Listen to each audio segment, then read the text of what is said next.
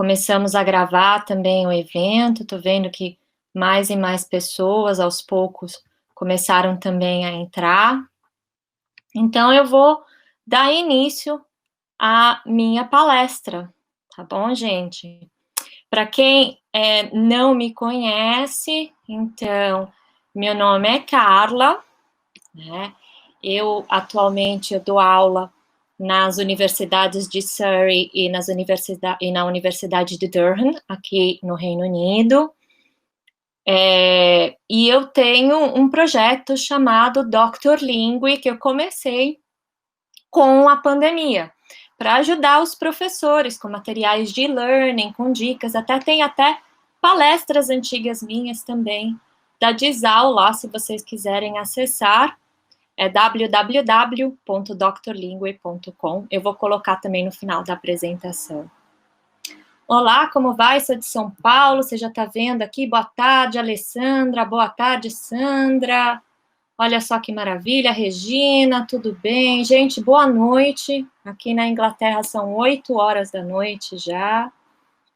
E é sempre um prazer estar com vocês.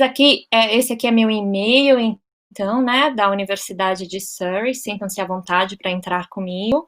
Inclusive, eu vou falar de um novo projeto que eu estou trabalhando em parceria com uma grande amiga minha da Universidade de São Paulo também. Então, vamos lá. Então, vamos falar um pouquinho da nossa conversa. Então, ela vai ser estruturada da seguinte forma. Então, primeiro a gente vai falar do Covid, né? Então, da pandemia. A gente vai diferenciar um pouco as aulas online e híbridas. Nós vamos falar um pouco do ensino remoto de emergência, que esse é um termo que eu peguei emprestado de um pesquisador, né? Que nós vamos falar dele também. E nós vamos avaliar um pouco esse ensino remoto de emergência e depois nós vamos falar das considerações finais. Boa tarde a todos, muito obrigada pelos boa tardes. Né? Então, vamos começar. Então, aqui, olha, vamos dar uma olhada, então, né? Então, as universidades e as escolas, né? Elas trabalharam muito para manter o padrão de instrução, ou pelo menos um pouco, da instrução durante a pandemia, tanto no Brasil, quanto na Inglaterra, quanto em vários outros países, né? Mas, para a gente entender mesmo essa diferença, né, entre ensino online, ensino híbrido, ensino durante a pandemia, então nós precisamos entender que as experiências online, elas são bem planejadas, né?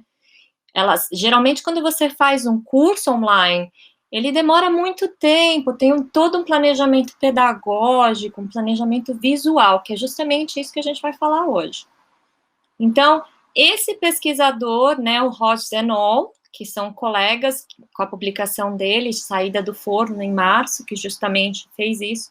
Então, aí ele coloca, né, que essa coisa que é justamente dele que eu pego essa terminologia, então, de ensino online de emergência, né? Então, vamos lá. Então, aqui, vamos falar do Covid, então, né? Então, vamos lá. Todo mundo cancelou as aulas, né? Por exemplo, eu dei aulas a minha última aula foi no dia 17 de março, foi uma aula, né, presencial, e no dia 18 nós já começamos na universidade a fazer tudo online. Então, a gente teve menos de 24 horas, digamos, porque a minha última aula foi às 9 da noite, né? Então, nós, então, tivemos esse grande cancelamento, né, das aulas, e aí nós temos, então, a instrução online, né, que permitiu essa flexibilidade de ensino e de aprendizagem em qualquer lugar, a qualquer hora, né, e sem precedentes, porque essa mudança total para o ensino online é sem precedentes, né, inclusive o site a Chronicle Higher Education chamou de grande experimento, né? E tem sim essa tentação, né, de comparar ou de usar, né, as mesmas técnicas, então, do ensino, né, presencial no online. Isso é inevitável, principalmente quando a gente sai do ensino presencial assim, né, super rápido, e vai para o ensino online, né. E, inclusive, esse debate, então, né, da política online, dessa aprendizagem online, né, o que nós aceitamos, se nós aceitamos esse rótulo, digamos, como grande experimento, né, inclusive eu já citei, então, o Rhodes e seus colegas no slide anterior, e aí ele falou que a aprendizagem online, ela pode, inclusive, se tornar um termo meio que politizado, né? Que pode assumir vários significados dependendo do argumento que alguém deseja apresentar, né? E aí, como que é esse argumento, então, né? Então, ele usa, por exemplo, um episódio que aconteceu lá na África do Sul de paralisação, com nada, isso foi antes da pandemia, não tem nada a ver, né, com a pandemia, onde as instituições, então, elas mudaram, né, as suas aulas presenciais para o online, e isso foi chamado de aprendizagem combinada, né. E a ideia da aprendizagem combinada ela foi incluída nas agendas políticas, mas sem prestar atenção suficiente, né? A gente conhece bem isso também. E, principalmente, sem prestar atenção ao fato de que as instituições tomariam decisões diferentes, né? Elas investiriam diferente, depende muito das instituições. Então, aí você teve um resultado de soluções, né, e resultados ampliamente variáveis. Então, nós tivemos instituições com um alto nível de ensino online, o outro com baixo nível de ensino online.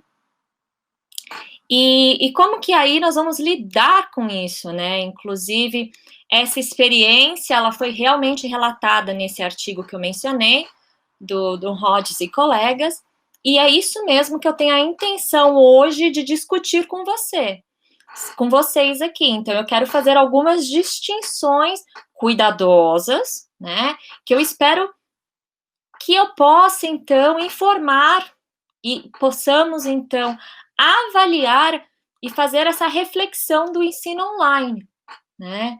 O que é isso? O que é o ensino online de massa? Tá? Então, então, vamos lá. Então, agora, eu quero ouvir vocês. Então, eu gostaria que vocês me contassem como que vocês lidaram com essa mudança abrupta. Como que foi? Foi igual a minha? Que de um dia, literalmente, em questões de horas, às 9 da noite eu estava ensinando presencialmente, no outro dia, à 1 da tarde, eu já estava online, né? Então, como que foi para vocês? Sintam-se à vontade aqui, eu vou abrir o chat, dividam a experiência para você. Olha, a Sandra falou que foi um susto. A Darcy, sem problema, já estava ensinando via plataforma Moodle. Muito bem.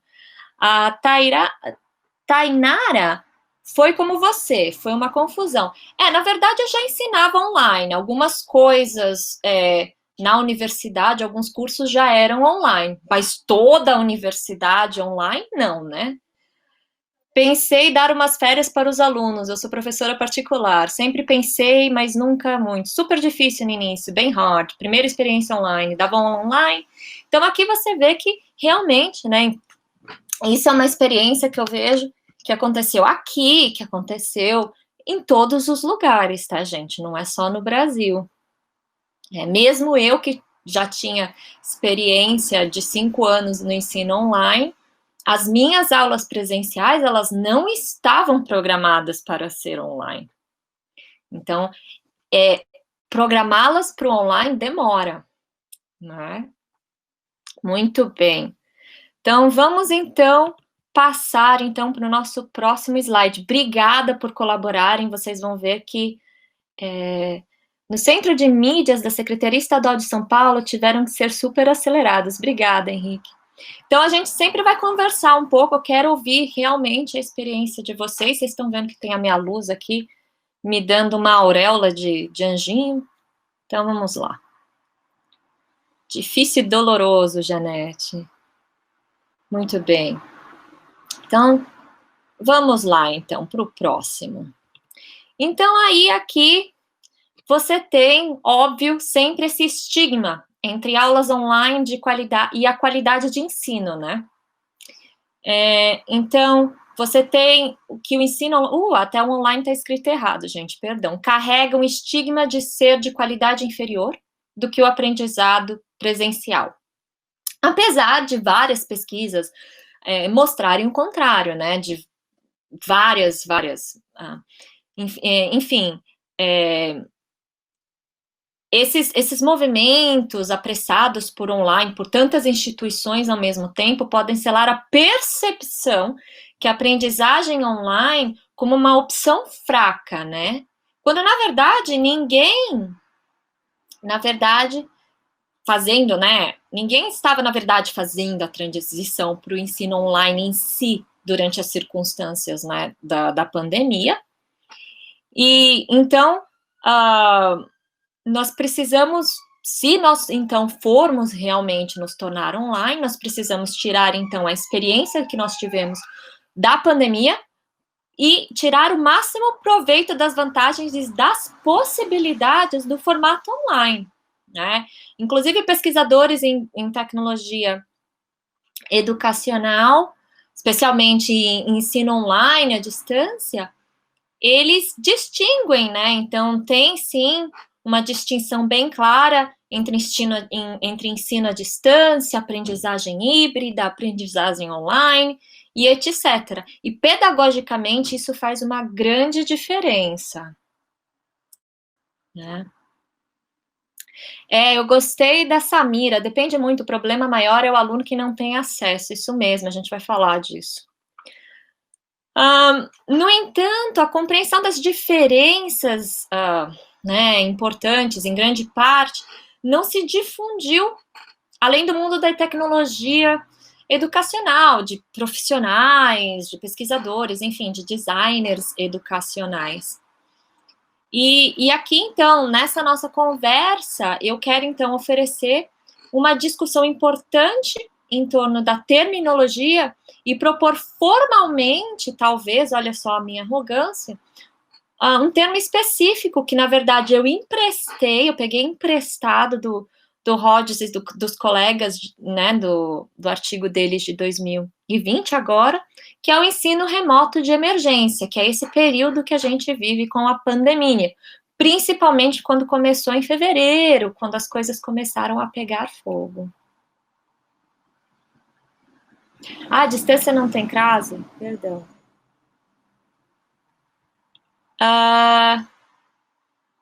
Depois. Olha, eu coloquei que feio. Aí aqui nós temos. Então, nós sabemos sim, né, que a educação online, incluindo ensino e aprendizagem online, ela é estudada há décadas, né? Então, há inúmeros estudiosos de pesquisa, teorias, modelos, padrões, critérios, enfim, de qualidade online, de ensino online, de design de cursos, né? E que esse planejamento de um curso online em si, para ele ser eficaz, ele é cuidadoso e ele é sistemático, né? O processo de design, ele precisa ter uma consideração cuidadosa, né? Que no caso do ensino que a gente teve, né, do emergência, faltou por conta de tempo, né? Enfim, Nós vamos falar geralmente quanto demora para a gente criar, né, um curso realmente online. Então, vamos lá. Então, aí, nós vamos para o nosso seguinte. Então, aqui nós temos, nós vamos basear, então, a nossa pesquisa, a nossa fala, no livro Learning Online, né? What Research Tells Us About Whether, When and How, né? Da Bárbara e colegas. E, então, essa proposta, então, né, dela, e é esse livro que nós vamos usar para discutir como criar um conteúdo, um modelo de qualidade para os nossos alunos. Né? Então, por exemplo, então vamos começar. Então, aí aqui nós primeiros precisamos pensar na modalidade, tá? Então, a educação online, incluindo o ensino e aprendizagem, ela é estudada, como eu já falei, há tempos. Então, nós temos modelos e padrões com critérios que eles têm como foco, né, o aprendizado e a garantia da qualidade do ensino. Então, aí nós precisamos pensar na modalidade. Então, nós vamos criar um curso, ele vai ser totalmente online? Porque se ele for totalmente online, o material, as coisas que nós vamos usar vai ser um pouquinho diferente. Ele vai ser híbrido, mas esse híbrido vai ser mais de 50% online ou menos de 50%? Né? E como que vai ser o ritmo?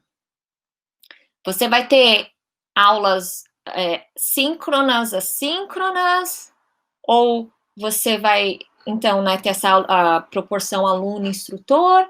Vai ser um ritmo individual, né, uma entrada aberta e saída aberta, ou vai ser mais como os MOOCs, né, que geralmente a gente vê feito por universidades, que aí são vídeos gravados, e aí as pessoas seguem uma trilha de aprendizagem e ela faz no seu próprio ritmo, né?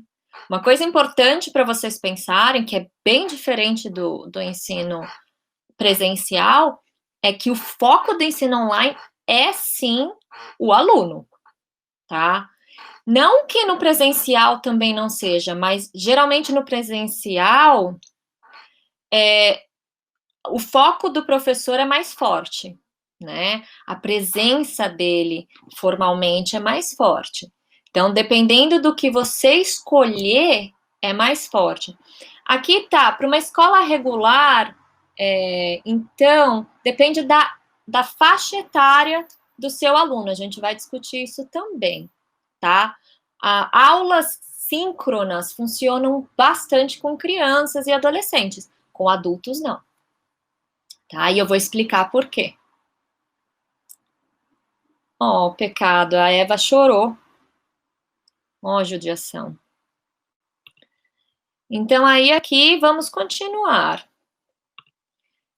Então, nós temos, então, também essa ideia de proporção, né? Porque numa sala de aula, uma sala de aula com bastante alunos, geralmente vai ter 40 alunos. Na universidade que eu trabalho, bom, eu trabalho no departamento de linguística e línguas, né? Então, para nós, nós não temos turmas maiores de 20. Eu tenho um privilégio, né? Mas, enfim, às vezes você tem mais ou menos para um professor só de 35. No online, você pode ir de 36 a 99 ou 1000 para um, e aí você vai, né, criar o seu curso baseado na quantidade de alunos também, né? Porque se o seu curso tiver 1000, e aí? Você não vai conseguir fazer uma atividade síncrona, vai ter que ser assíncrono, né?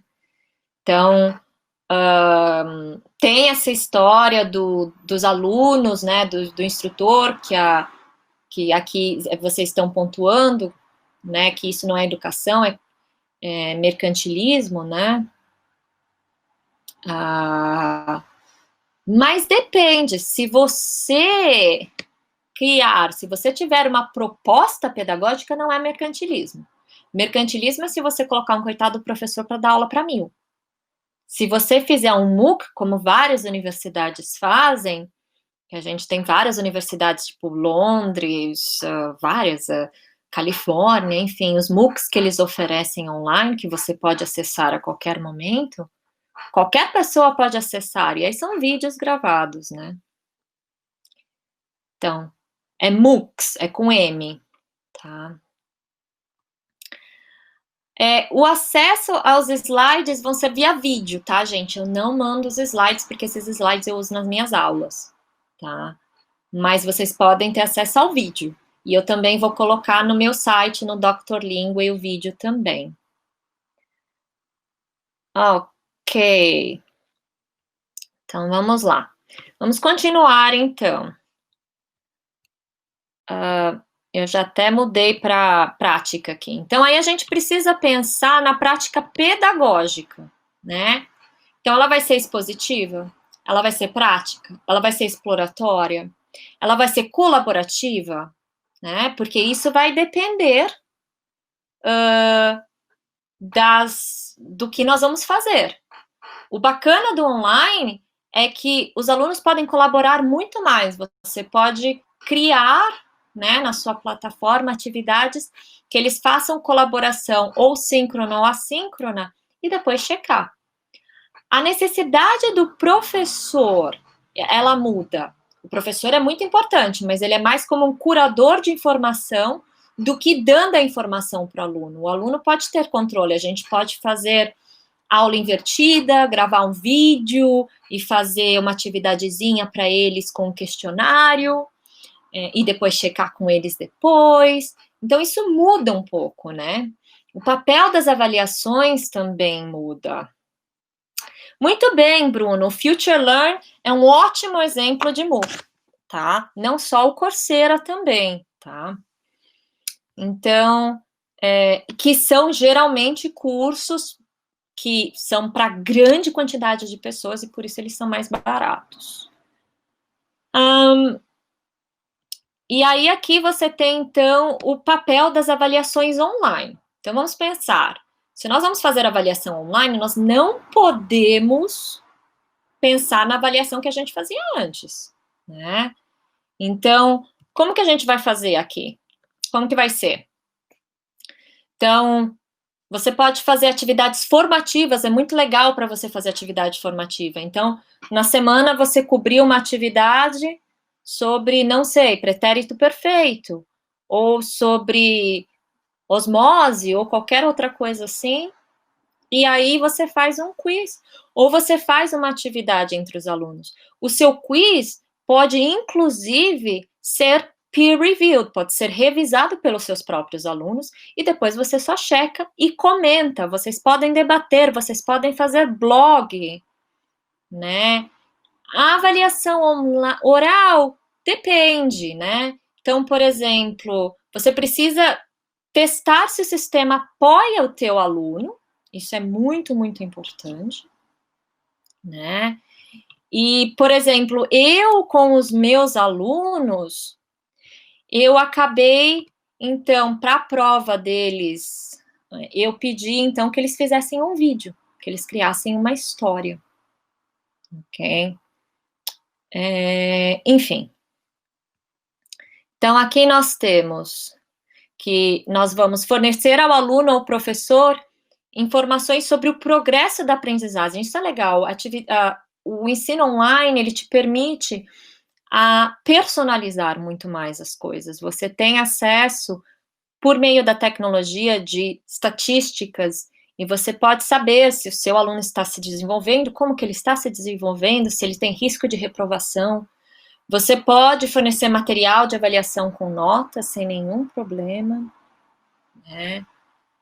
Que é o feedback, na verdade. E o papel do professor online, então, ele muda um pouco, ele vai depender da quantidade de alunos, se vai ser um curso híbrido, se vai ser um curso online. Então, por exemplo, se vai ser uma instrução ativa online, mas, né, síncrona, ou se vai ser uma coisa híbrida, né, que vai ter uma pequena presença online do professor, mas a maioria é tudo gravado, ou se não, vai ser tudo gravado, como os MOOCs, né? Então, isso a gente tem que levar em consideração também.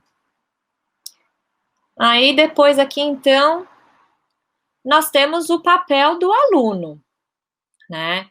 Então, o papel do aluno, além de ouvir, ler, resolver problemas, fazer questões, enfim, por ser online, ele tem acesso a um recurso que, às vezes, na sala de aula ele não tem. Então, dá para a gente brincar, dá para a gente chamar pessoas para ministrar palestras via Zoom, que talvez, por questões geográficas, não conseguiriam, né? Isso é bacana. Enfim, eles podem também colaborar com os colegas deles, né? Podem fazer blogs, wikis, podem fazer várias atividades de colaboração. É também legal você deixar eles responsáveis por algumas coisas. Cada semana um aluno ficar responsável pela atualização do blog ou da wiki. Ou também trabalhar com Twitter, né? Ou Padlet, o que vocês preferirem. De qualquer forma, em cada uma dessas dimensões existem opções, né? E aí você precisa pensar, porque cada pessoa, cada realidade, cada turma é diferente. Então, nem todas as opções são igualmente eficazes. O que pode ser bom para mim, às vezes não é bom para você, né? As decisões do que você vai fazer, o material que você vai propor, ela vai ser completamente ligada ao número de alunos que você tem. O tamanho da sala, né, da tua sala de aula, irá restringir, então, essas estratégias, as estratégias que você vai poder usar. No feedback, então, na prática e no feedback, por exemplo, que são muito conhecidos na literatura, é mais difícil implementar um feedback se a sala é muito grande. Mas você, como eu já citei anteriormente, pode fazer um peer review, pode fazer um feedback que os próprios alunos dão feedback e você só assessora isso, você controla, né? A comunicação online, de novo, vocês precisam decidir se essa comunicação vai ser síncrona, assíncrona ou uma mistura de ambas, né? Como que vai funcionar? No caso de sincronia, né, o que você escolher dependerá realmente da característica dos seus alunos. O que melhor atende tanto as necessidades dos seus alunos como as suas, né? Então, por exemplo, falando então agora, respondendo a pergunta para alunos. Alunos adultos exigem mais flexibilidade, porque eles trabalham, porque eles têm outras atividades. Então, o modo assíncrono geralmente é melhor, por isso que MOOCs fazem muito sucesso, né? Talvez sessões síncronas, opcionais também funcionem, mas mais com alunos jovens. Principalmente os mais jovens se beneficiam desse síncrono, porque aí ele traz uma estrutura maior, né? Então não depende tanto desse autocontrole do aluno, né? A aula síncrona, ela é mais parecida com a aula da sala de aula, ela dá mais controle ao professor, né? Também precisamos pensar se os alunos têm acesso, é verdade, Maíra. Maria Inês. Né? Então, mudando então aqui, então se nós formos então pensar no ensino online, né, ele precisa de um planejamento cuidadoso, né? A aprendizagem online, ela inclui não apenas identificar o conteúdo a ser abordado, mas também como que você vai cuidadosamente apoiar os diferentes tipos de interações né, neste processo de aprendizagem, você precisa levar em consideração o tamanho do seu grupo, a abordagem, né, o processo social e cognitivo, né, e não é apenas deglutir, só passar, né, informação. Você precisa fazer pensando no seu público, pensando no modelo, né. Então, vamos ver aqui o que a Natália falou. Então, o modelo emergencial da PUC Minas está sendo síncrono, e os alunos estão se adaptando bem. O meu emergencial foi síncrono, tá? Agora, na Universidade de Surrey, a gente vai fazer híbrido, né, para o próximo ano acadêmico. Nosso ano acadêmico 2020-2021 começa no final de setembro e a gente está se preparando para isso, vamos ver. Várias universidades aqui na Inglaterra, Cambridge, a Universidade de Londres, todas vão ser online, tá? Online ou híbrido? A maioria vai ser híbrido. Ottawa será online, o nosso também, muito bem. Então, aí, nós precisamos, né, pensar, então, nos tipos de interação que nós vamos ter, né? Então, essa interação pode ser do aluno com o conteúdo, do aluno com o aluno, ou do aluno com o professor. Né? E isso também é muito robusto, né, nas pesquisas, nas teorias online. E essa pesquisa em si, ela mostra que a presença de cada um desses tipos de interação, quando usados, né, de maneira significativa, quando integrados, aumenta o resultado de aprendizagem. Né? Então, não é só também colocar lá o material e deixar que o aluno faça tudo. Tá? Aí aqui nós temos, então, mas essa interação tem que ser presencial também? Não necessariamente, depende do seu curso, depende da faixa etária, depende do que você vai fazer. Os MOOCs, essa parte presencial, eles são feitos por fóruns de discussão, ou por blogs, ou por Twitter. Twitter é muito famoso também, wikis. Então, isso é bem bacana, porque aí o aluno, ele se sente incluso, né, em alguma coisa, é uma coisa que ele é como se ele tivesse incluído numa coisa, ele vê que ele faz parte de um grupo, mas é diferente, porque aí ele controla, né, a aprendizagem dele, quando que ele vai assistir os filmes, né. Então, vamos, então, continuar falando, então, aqui. Então, aí, nós temos, então, que aqueles que desenvolveram programas online ao longo dos anos atestarão que o aprendizado online eficaz, então, visa quase que criar uma comunidade de aprendizagem. Na verdade, esse é o foco, né?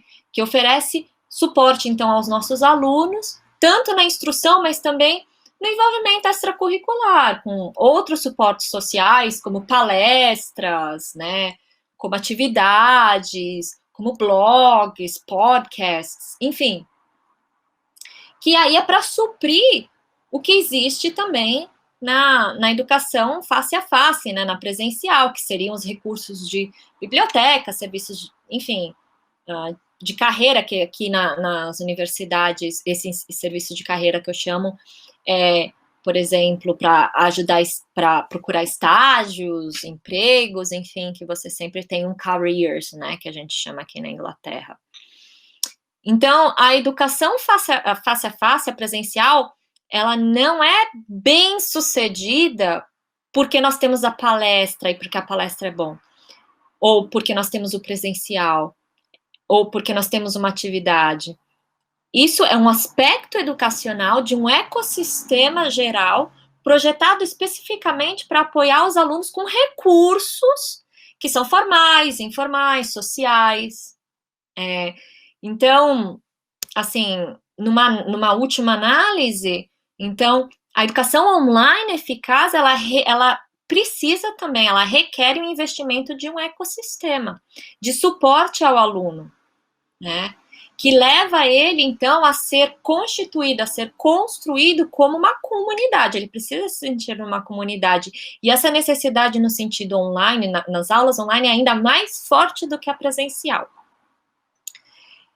Em relação às outras opções, a entrega de simples conteúdo online, você vai lá e deglute, vai lá e fala tudo. Pode ser rápida e barata, mas aí nós temos que tomar cuidado de não confundir isso com educação online robusta. Isso é educação de emergência, tá? É outra coisa. Então, vamos continuar, então. Aí, nós temos, então, o tempo típico, né, do planejamento de preparação para um curso universitário, só para vocês terem uma ideia, que é totalmente online, é de 6 a 9 meses antes do curso ser entregue. Então, o corpo docente geralmente se sente mais confortável ensinando online na segunda ou na terceira, tá faltando um N aí, interação com seus cursos online, ok? Então, é óbvio que vamos falar a realidade. Isso são para pessoas que são treinadas, que têm especialização, mestrado, doutorado, enfim, no ensino online, que elas fizeram isso por opção de carreira. Seria impossível, né, para cada membro de um corpo docente, mesmo da minha universidade, tornar-se repentinamente assim, vou virar um especialista de ensino online. Principalmente na situação atual, em que os prazos de entrega, né, variam, são muito rápidos. Então, nós temos recursos, né, mas, por exemplo, na universidade que eu trabalho, em algumas escolas, ou mesmo aí no Brasil, em algumas escolas tal, mesmo que o instituto, né, onde nós, não sei onde vocês trabalham, mas, enfim, embora eles tenham recursos de que o corpo docente, que nós professores, então, possamos entrar ali e pedir assistência, né, a escala dessa mudança mudou, né, os sistemas que forneciam esses recursos ultrapassaram as suas capacidades, porque se eu pensar só no meu universo, na Universidade de Durham e na Universidade de Surrey, nós tínhamos cursos online, mas não era uma universidade inteira.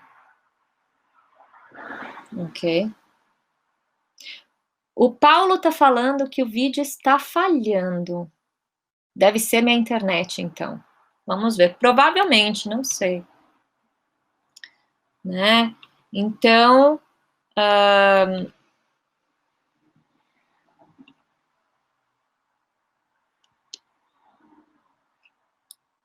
então aí aqui nós temos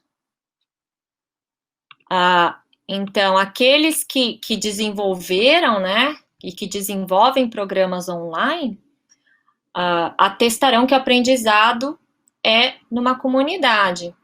E, de novo, o tempo típico, ele varia, né? Então, é sempre essa coisa. Nós precisamos levar em consideração o corpo docente. Inclusive, eu comecei com o meu projeto do Dr. Lingue justamente na crise, porque eu vi que muitos professores tinham dificuldade de encarar essa nova realidade, né? Então, eu dividi materiais, enfim, se vocês entrarem no meu site, tá tudo lá, tem até Instagram. E agora eu estou trabalhando, então, em parceria com uma grande amiga minha da USP, a Vanessa, numa plataforma com vários profissionais renomados, professores universitários, enfim, educação, Ministério da Educação, enfim, não Ministério, mas Educação de São Paulo, né, para criar cursos de aperfeiçoamento online para professores e para a saúde também, com o foco. Nosso primeiro curso, essa plataforma chama Educans, fiquem de olho, tá? Ela vai ser lançada no final de setembro. E como se chama o site? É Dr. Lingue, e vocês vão ver que vai ter o link. E deem uma olhada sempre no meu Instagram. E se vocês quiserem saber mais sobre a plataforma ou sobre o site, sintam-se à vontade para me mandar e-mail. ok? Então, aí, vamos, então, passando, né, para essa ideia de que as aulas online que nós oferecemos aos nossos alunos não foram totalmente... Eu seria hipócrita se eu falasse que elas foram totalmente caracterizadas ou necessariamente planejadas desde o início.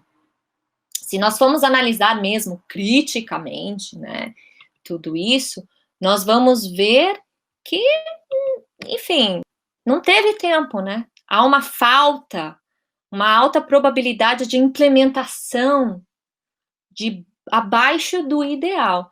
Mas, enfim, isso também não tira o nosso valor, né? Porque nós precisamos também reconhecer que todos, pelo menos com todas as pessoas que eu falo, nós precisamos reconhecer que nós fizemos o melhor que nós pudemos fazer e que nós podemos, né, durante essa corrida louca de mudança de ensino online, várias pessoas fazendo cursos e apresentando, e, enfim, mudando tudo, né, o ensino online é mais demorado, é mais laborioso do que enfim, do que o presencial, né, e você precisa, como a Ana Ruth falou aqui, you must keep going on.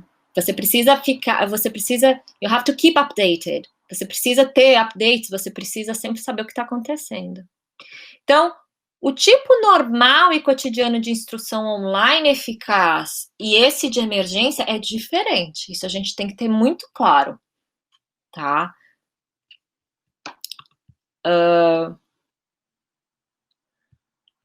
Caso vocês queiram continuar, obviamente, com o ensino online. Então, vamos lá. Então, vamos parar um pouco para refletir. O que vocês acharam mais difícil durante a mudança? Quais foram as experiências que deram certo e deram errado? E como seus alunos reagiram? Né? Então, vamos conversar um pouco? Como que foi a experiência de vocês? Aspecto mental, isolamento. O isolamento foi... Eu senti a falta de ver os meus alunos. Eu senti a falta de pessoas.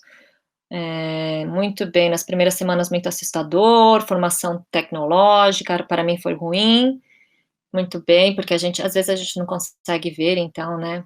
Afetividade, avaliação. Foi realmente enfim, né? Foi difícil. Então, vamos então falar um pouco então desse ensino remoto, né, de emergência. Então, em contraste com as experiências que são planejadas desde o início, que elas são projetadas para o início online, o início remoto é uma mudança temporária de ensino, para um modo de ensino alternativo no momento de crise, tá? Enfim, ele envolve o uso de soluções remotas, né, de uma forma que, para substituir, então, o ensino ministrado pessoalmente ou em híbridos, e que logo, então, a maioria, com esse foco, que eles retornarão ao formato inicial, ao formato presencial, assim que a crise passar, assim que a emergência, né, passar. O objetivo, então, principal não é criar um ecossistema educacional robusto online, mas fornecer um acesso temporário, né, à instrução e suporte educacional de uma maneira que ela seja rápida e confiável durante um período de emergência e crise. Dessa maneira, então, nós podemos começar a separar, né, o aprendizado online numa caixinha de emergência. Existem muitos exemplos de outros países que responderam ao fechamento também das escolas, das universidades em tempo de crise, não só durante a pandemia, e que eles implementaram modelos de aprendizagem móvel, a rádio, aprendizagem combinada e outras formas também, né? Então, por exemplo, se nós formos, então, um exemplo bom é esse que foi publicado nessa rede interinstitucional para a educação de emergências, Então, eles fizeram um estudo e eles analisaram 4 casos de 4 países diferentes. Eu só vou focar no do Afeganistão, tá bom? Então, no Afeganistão, o que aconteceu? A educação, o sistema de educação, ele foi interrompido por um conflito e pela violência, né? Então, as próprias escolas foram alvos, principalmente quando tinha meninas. E tinha também o problema dessas meninas, como que elas iriam, então, né, ter acesso à educação. Então, para tirar essas crianças das ruas e mantê-las seguras, eles criaram uma radioeducação e DVDs. Essa maneira, né, de ensino, então, ela foi usada para manter e expandir o acesso da educação no Afeganistão, além de promover a educação das meninas, que é uma coisa bem bacana, ok? Como eu falei, eu mesmo estou envolvida num projeto de plataforma da Educans. A nossa formação terá, enfim, enfoque em áreas de educação e saúde, principalmente em educação especial online, né? Como que você faz isso? Mas isso vocês vão saber um pouquinho mais no futuro. Então, aí, vocês conhecem outros exemplos, então, como esse, né, do Afeganistão? Alguém conhece? No Brasil, né? Alguém conhece algum exemplo? Não, tem vários, né? Tem várias coisas. Por exemplo, Telecurso 2000 foi uma coisa. Nossa, eu era criança quando eles tinham. Mas é uma maneira. Na TV Cultura também, né? Tem várias coisas. Não precisa só ser. A ideia de online não é necessário, tá? É importante a transmissão. Então, vamos continuar, então, a nossa conversa, que eu tenho muita coisa para falar para vocês ainda. Canal Futura, adoro o Canal Futura. Então, por exemplo... Então, deixa eu mudar aqui meu slide. Então, aí aqui, nós temos que ser capaz de, então, quando lidar com esse ensino, pensar um pouco fora dos padrões, né, para avaliar as soluções possíveis, de forma que você possa escolher uma que atenda às necessidades dos nossos alunos e comunidades. Então, quando eu falei aqui que requer uma solução criativa, realmente, há uma necessidade, né, dessa solução criativa. Em alguns casos, pode até gerar novas soluções para os problemas, como, por exemplo, as meninas do Afeganistão. Então, aí, num momento de crise, eles criaram uma solução e agora eles usam, que é bacana também. Vamos aprender com a crise, né? Não é vamos pegar a crise e não usá-las nunca mais. Esquecer. Né? Então, aí aqui nós temos... que a abordagem rápida necessária para esse curso que eu chamo de ERT, né, que é o remoto de emergência, que é o transicional, né, pode diminuir a qualidade dos cursos ministrados. Isso enfim, projeto de desenvolvimento do curso completo pode levar meses, como eu já falei. Então, essa necessidade imediata online, ela vai na contramão, né, do esforço e do desenvolvimento de um curso de qualidade. Isso é fato, tá? Os cursos online não devem ser confundidos, de novo, com soluções, esses tipos, né, com soluções online de longo prazo, tá? Mesmo porque os cursos online de longo prazo, eles são movidos, eles levam em consideração, por exemplo, o design universal para a aprendizagem. Então, eles são pensados, né? Então, vamos falar um pouco o que é, né, esse design especial para aprendizagem. Então, nada mais é do que criar um curso, né, um design, e ambientes de aprendizagem que seja flexível, que ele seja inclusivo, que ele seja centrado no aluno para garantir que todos possam acessar, que todos possam aprender. Por exemplo, na África, na Índia, as pessoas entenderam que os alunos eles não têm acesso ao computador, então é o celular que eles usam. E por que não? Nada impede, né? Talvez, se nós usássemos o celular, que a grande maioria das pessoas tem, o acesso melhoraria. Ou não, precisaria estudar, né? Precisa-se de um estudo, né? Então, de novo, essa acessibilidade, como que você vai fazer, os motivos pelos quais o design, né, dessa aprendizagem, essa discussão sobre ensino e aprendizagem, os ambientes, se eles vão ser flexíveis, inclusivos, tarará, é importante discutir. Mas então vamos pensar um pouco, né? Então nós falamos do design universal e agora vamos pensar. Então vamos avaliar um pouco o nosso ensino remoto de emergência. Então o que nós devemos avaliar? Porque é muito fácil você ir falando, você tem que fazer isso, isso, blá. Mas o que a gente tem que avaliar, então, né? Então, primeiro, vamos pensar o que não avaliar, né? Então, é um equívoco comparar um curso presencial com online, né?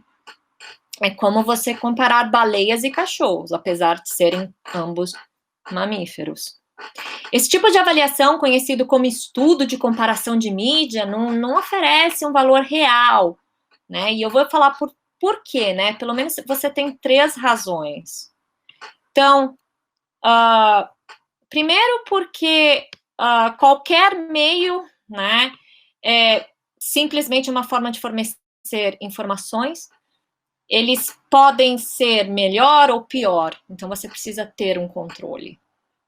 Nós precisamos entender as diferentes mídias e as maneiras como as pessoas, né, trabalham com elas. Existem muitas variáveis, até mesmo no melhor estudo, né? Então, quando você vai comparar, você tem que comparar 2 coisas similares, para que os resultados sejam válidos e significativos.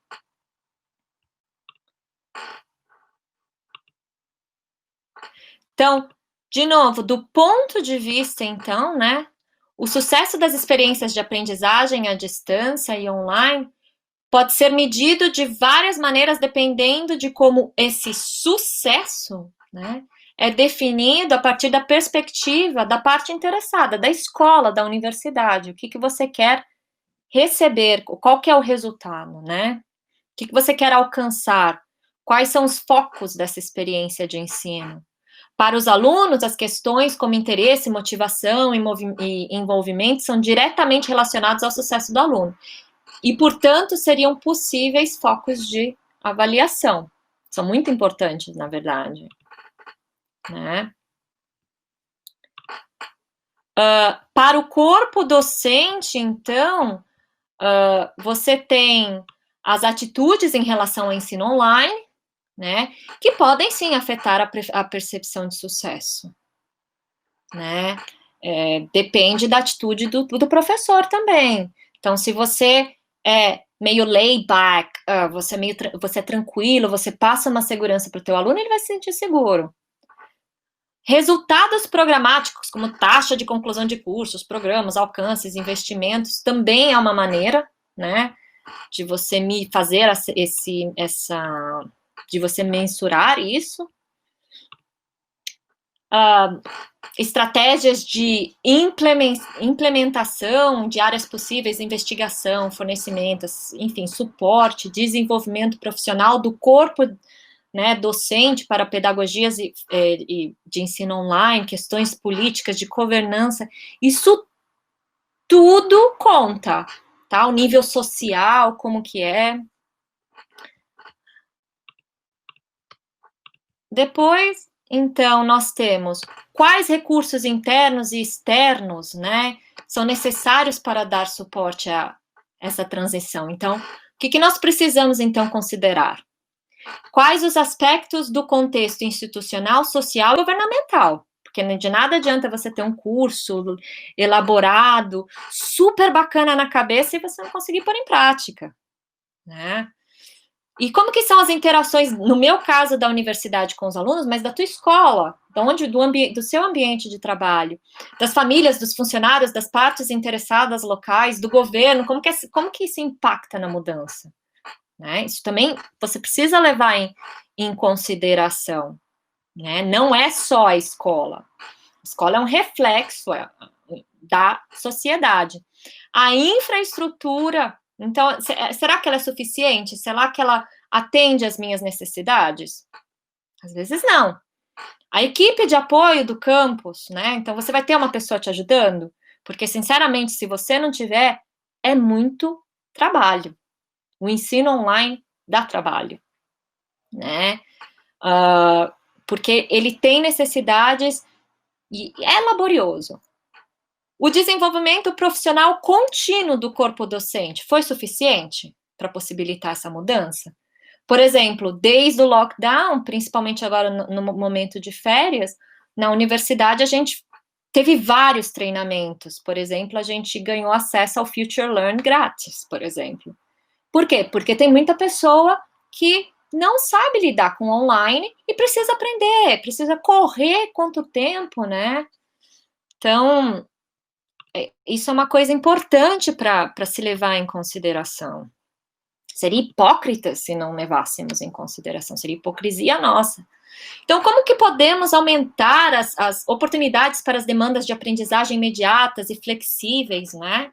Então, como que essa abordagem alternativa de instrução e aprendizagem funciona? E onde que os professores, os alunos, o pessoal de suporte, né?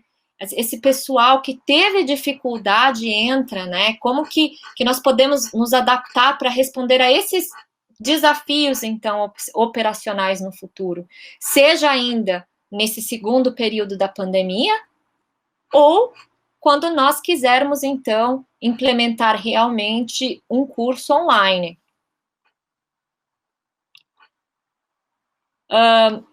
Quais, então, a gente precisa pensar nos resultados programáticos, né?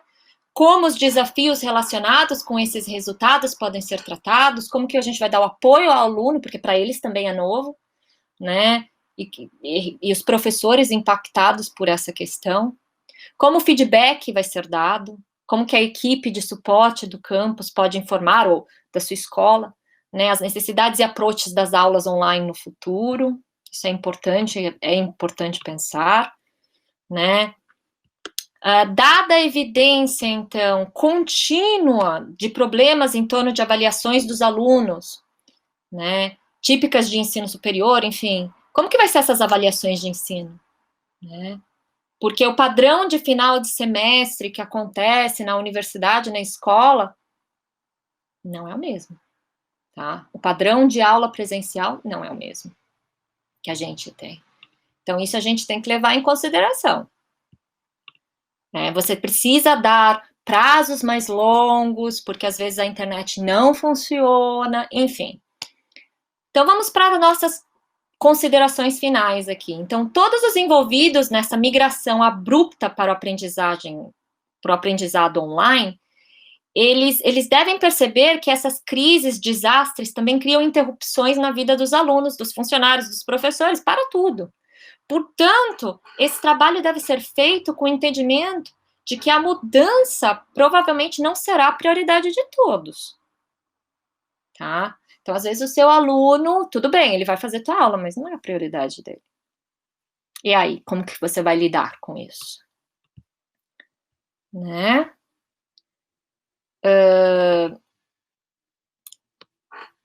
Óbvio que eu espero que a ameaça do Covid, né, se torne em breve uma mera lembrança, que nós possamos, então, até dar risada das coisas que nós fizemos, do desespero e tudo, né? E quando isso acontecer, nós não devemos simplesmente retornar às nossas práticas de ensino e aprendizagem antes do vírus, né? Nós podemos sim usar essa experiência que nós tivemos, então, mesmo que abrupta, para enriquecer as nossas aulas, usar tudo que nós aprendemos nesses novos casos, né? Para, quem sabe, em novas tragédias, ou Deus me livre, né? Vamos bater na madeira, ou em, por exemplo, democratizar o acesso de ensino de qualidade no Brasil, né? Por exemplo, nos Estados Unidos, eles têm, para o ensino básico, tá? Isso eu estou falando de primário, secundário e ensino high school, né? High school, ensino médio, perdão. Eles têm, por exemplo, a Khan Academy, que ela oferece ensino de qualidade para alunos de escolas primárias, secundárias e ensino médio. Online, tudo online, ok? Que é bem legal. Eles foram pioneiros, na verdade, faz anos que eles trabalham com isso. Então, eu termino, né, a minha palestra em cima da hora, meu Deus do céu, agradecendo vocês. Aqui tá o meu e-mail, o meu Instagram. Sintam-se à vontade. Se vocês quiserem mais informações também sobre a Educans, que vai começar em setembro, mandem-me um e-mail. Eu tendo a responder. Ok? E foi um grande prazer conversar com vocês. Se vocês tiverem alguma pergunta, sintam-se à vontade para me fazer. Sou de vocês. Ok? E é isso. Então, podemos ter ensino de qualidade, nem o site. Obrigada. Obrigada pela paciência. Obrigada, gente. Obrigada. Ninguém tem nenhuma pergunta? Sério? Cadê o e-mail? O e-mail é carla.munhozxavier.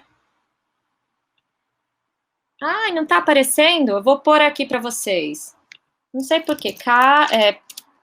c.munhozxavier@surrey.ac.k. Tá ali, gente. Coloquei para vocês. E o site é Dr. Linguae, que é do latim, doutor em língua. Tá aqui para vocês também, tá? .com. E o Instagram é Dr. Linguae. E lá vocês também vão ficar sabendo de todas as informações sobre o Educans, que está saindo do forno com vários profissionais excelentes para várias palestras. Okay? Eu gostaria de agradecer a Dizal, como sempre, parceira. Gostaria de saber mais sobre a implementação do ensino híbrido ou sugestão de bibliografia. Tem várias bibliografias. Me manda um e-mail, que aí eu respondo para você, ok? Acabei de entrar no site, vou pesquisar. Obrigado pela ajuda. Muito obrigada, gente. Obrigada. É sempre um prazer, então, estar aqui na Dizal, para dialogar com vocês, para tocar figurinhas. De novo, esse aqui é o meu e-mail.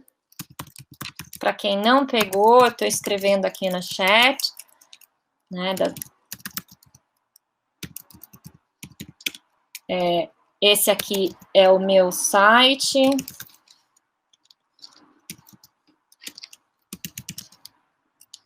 Opa.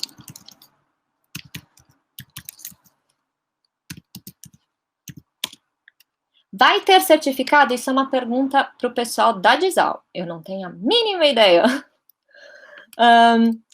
E o Dr. Lingo é a mesma coisa, tá? Sintam-se à vontade para entrar em contato comigo. É um enorme prazer. Prazer enorme de rever você em palestra. Ai, obrigada, Ângela.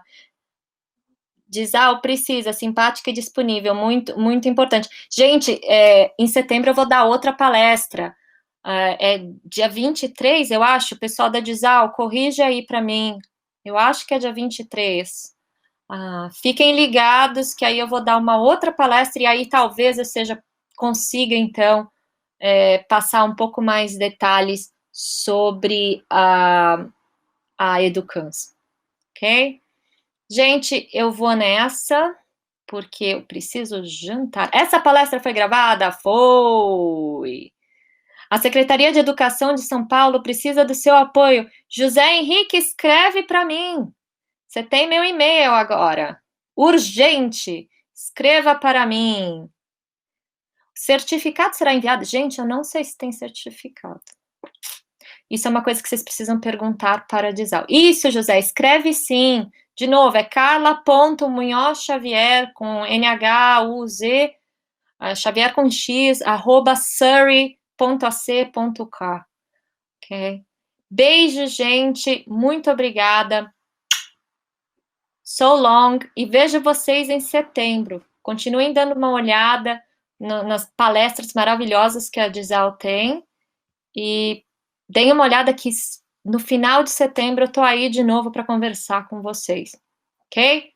Tchau, tchau!